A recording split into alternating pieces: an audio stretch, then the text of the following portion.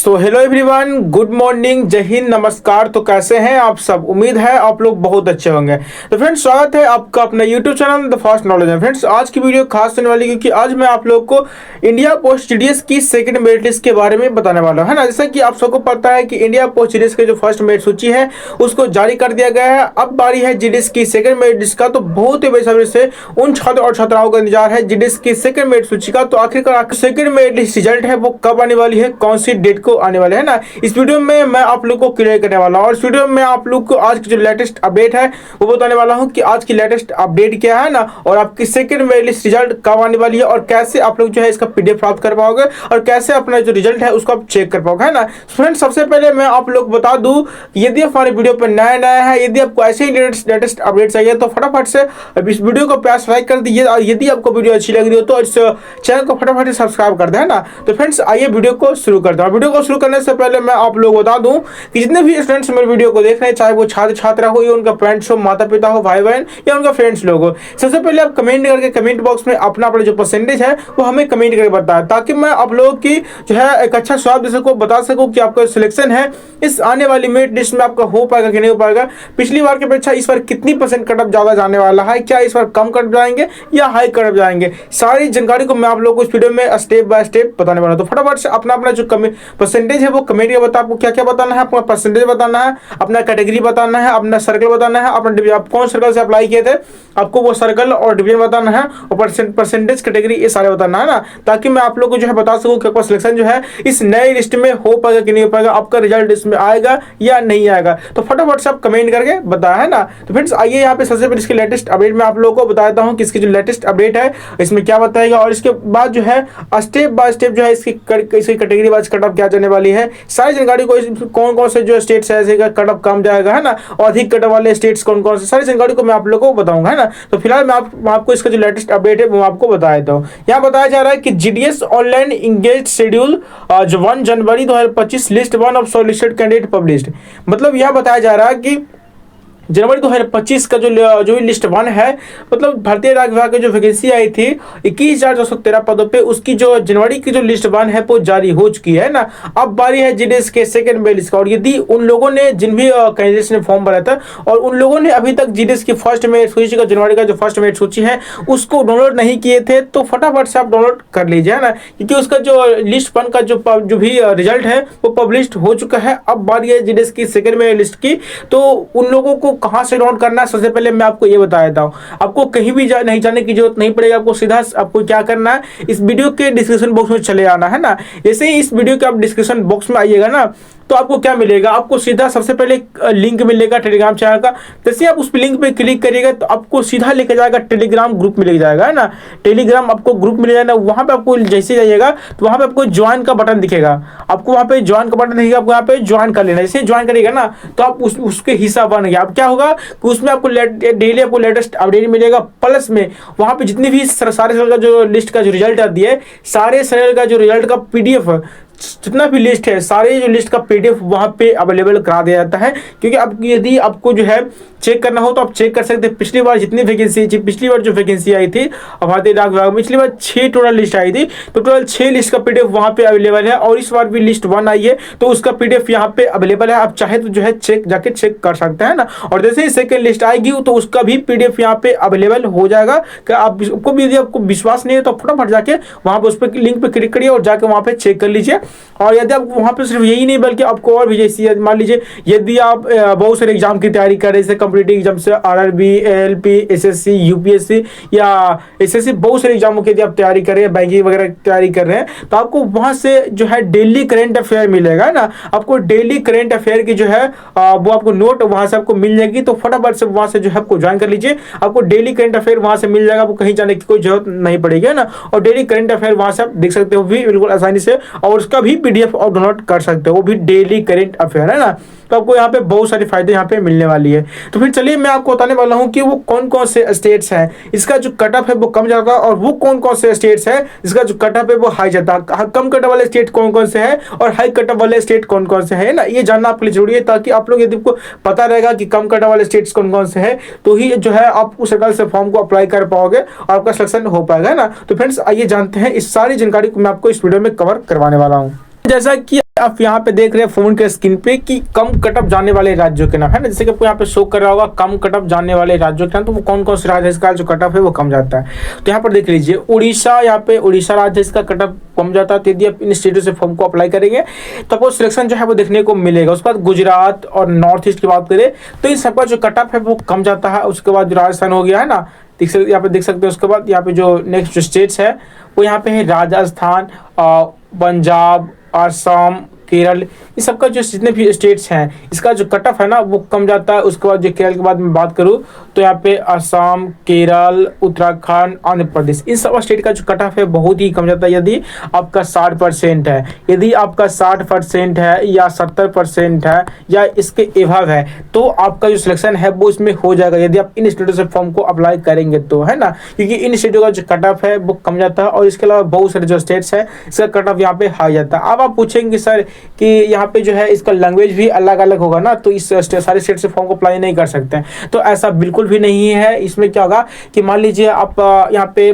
Form को apply किए केरल से, है ना, या असम से फॉर्म को अप्लाई किए, और यदि आपको वहाँ का जो है लैंग्वेज नहीं आता, ऐसा कि आपको एक बात तो पता है कि हिंदी जो है वो ऑल इंडियन लैंग्वेज, मतलब इंडिया का फर्स्ट लैंग्वेज है। तो आप कहीं भी रहिएगा, आपको यदि आपको हिंदी आती है तो आपको कोई भी किसी भी दिक्कत प्रकार का नहीं होगा। और ये देखिए, ये इसका नियम है, मतलब भारतीय डाक विभाग का ये एक रूल है कि यदि आप जो है कहीं भी, यदि आपका नौकरी लग गया कहीं भी, यदि आप 1 साल कंटिन्यू यदि आप जॉब कर लिए तो आप जो है वहाँ से ट्रांसफ़र ले सकते हो, कहीं भी आप ट्रांसफ़र ले सकते हो, है ना, यदि आप कंटिन्यू 1 साल वहाँ पे जो है नौकरी कर ली है तो, है ना। तो आप इस प्रकार से जो है आप जो भी है इसमें नौकरी ले सकते हो। यदि आपका जो है परसेंटेज कम है तो आप यही स्टेट से फॉर्म को अप्लाई करिए।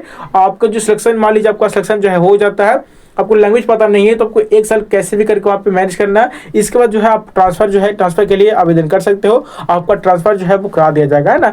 इसके बाद चलिए बात करते हैं अधिक कटअप वाले राज्यों के नाम। वो कौन कौन से राज्य है जिसका जो कटअप है वो यहाँ पे हाई जाता है। तो आप देख सकते हैं हाई कटअप वाले यहाँ पे राज्यों के नाम, है ना। सबसे पहले जो स्टेट्स है वो है बिहार।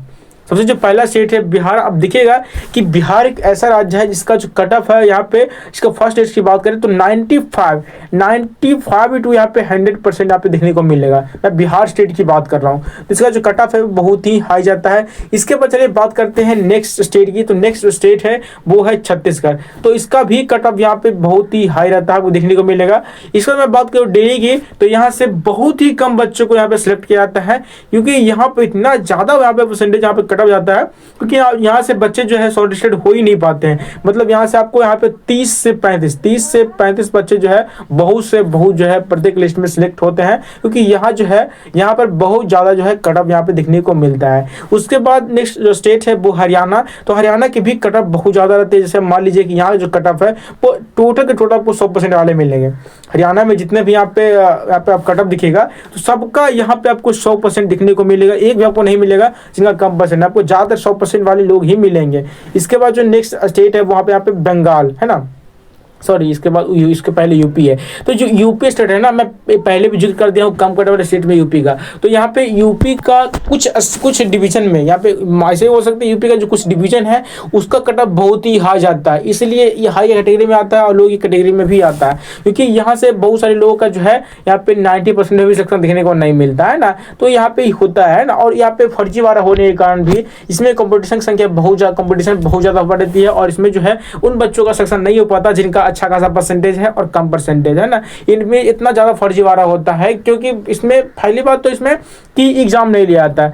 पहली बात इसमें कोई भी जो एग्ज़ाम है वो एग्ज़ाम इसमें नहीं लिया जाता है। इसी कारण बहुत सारा जो है इसमें कंपटीशन की आपको देखने को मिलता होगा, है ना। बहुत सारे इसमें कंपटीशन हो जाता है और इस कारण से बहुत सारे बच्चों को जो है निराश होना पड़ता है और सिलेक्शन उनका नहीं हो पाता। मतलब जो फर्जीवाड़ा बच्चे करते हैं वो उनके कारण जो है उन बच्चों का सिलेक्शन नहीं हो पाता, उन बच्चों को मौका नहीं मिल पाता है नौकरी करने का जिनका अच्छा खासा परसेंटेज है, उनको नॉलेज है इसका, फिर भी उनको मौका नहीं मिल पाता है। तो उन बच्चों को मैं तो बता देना चाहता हूँ कि यदि आप भी अगर स्टूडेंट्स हैं और यदि आप भी फर्जीवाड़ा करते हैं तो आपको ऐसा नहीं करना चाहिए, क्योंकि आप देश के नागरिक हो और आपको जो है यदि आप ऐसा करते हो तो ये उन बच्चों के साथ नाइंसाफी होता है जिनका कम परसेंट है, जिनका जो है ईमानदारी से उतना परसेंट आया है ना। तो आपको ऐसा नहीं करना चाहिए। आपको जो ही परसेंटेज है आपको उसी परसेंटेज को फिलअप करना है। यदि आप तभी आपका जो है सिलेक्शन हो पाएगा, यदि आपको नहीं होता है तो नहीं सही। लेकिन आपको फर्जीवाड़ा नहीं करना है ना। और यदि अब कभी कभी तो ऐसा भी होता है कि जो लोग फर्जीवाड़ा करते हैं उनको वहाँ पे डॉक्यूमेंट वेरिफिकेशन में छाट दिया जाता है और वहाँ पे पकड़ लिया जाता है, उनको जेल भी हो जाती है। तो आप लोग ऐसा नहीं करना है।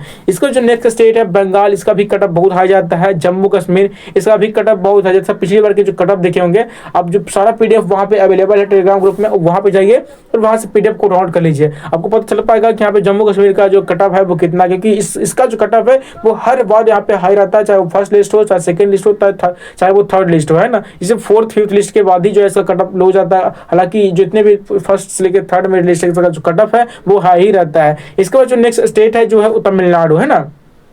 तमिलनाडु स्टेट का जो कट ऑफ है इसका भी बहुत हाई रहता है। तेलंगाना का भी यहाँ पे कट ऑफ को हाई देखने को मिलेगा, है ना, क्योंकि ये cut off high cut off वाले स्टेट्स है, तो इसका जो कट ऑफ है वो हाई ही देखने को मिलेगा। इसके बाद जो नेक्स्ट स्टेट है वो यहाँ पे तेलंगाना के बाद है वेस्ट बंगाल, यहाँ पे कर्नाटक, झारखंड, मध्य प्रदेश। तो इन सारी जो जितने भी स्टेट्स हैं सबको जो यहाँ पे जो कट ऑफ है ना वो कट ऑफ यहाँ पे हाई ही जाता है। यदि आप इन स्टेट से फॉर्म अप्लाई करेंगे तो आपका ऐसा नहीं सिलेक्शन नहीं होगा, सिलेक्शन होगा, किंतु यहाँ पे 3 से 4 मेरिट लिस्ट के जो है 4 मेरिट लिस्ट के बाद ही आपका सिलेक्शन होगा।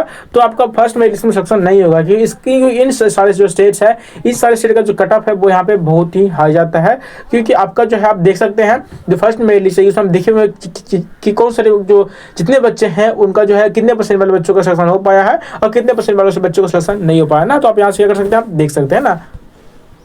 तो फ्रेंड जैसा कि मैंने आप हर वीडियो में देखे होंगे मैं डॉक्यूमेंट्स के बारे में बताता हूं, तो इस बारे में आपको डॉक्यूमेंट्स के बारे में बताऊंगा, क्योंकि डॉक्यूमेंट्स एक बहुत ही महत्वपूर्ण भूमिका निभाता है भारतीय डाक विभाग में। यदि आपके पास सही और सटीक डॉक्यूमेंट्स नहीं होते तो इसकी वजह से जो है आपको छाड़ दिया जाता है। तो आप लोग को सही और सटीक डॉक्यूमेंट्स को यहाँ पे क्या करना है, कवर करना है। सबसे पहले इसका स्क्रीनशॉट ले लीजिए ना। फ्रेंड्स चलिए मैं आपको बताता हूँ कि आपके पास Aadhaar card, mobile number, email ID, bank का पासबुक, पासपोर्ट साइज फोटो और पैन कार्ड होना बहुत जरूरी है। और याद रखिएगा कि आपको पास मोबाइल नंबर और ईमेल आईडी आपको वही होने चाहिए जो कि फॉर्म भरते समय रजिस्टर है ना। और आपके पास टोटल 16 डॉक्यूमेंट्स का होना बहुत ज्यादा क्या है, अति आवश्यक है। तो आप 16 डॉक्यूमेंट्स यहाँ पे होने चाहिए। चलिए बढ़ते हैं नेक्स्ट डॉक्यूमेंट्स की ओर।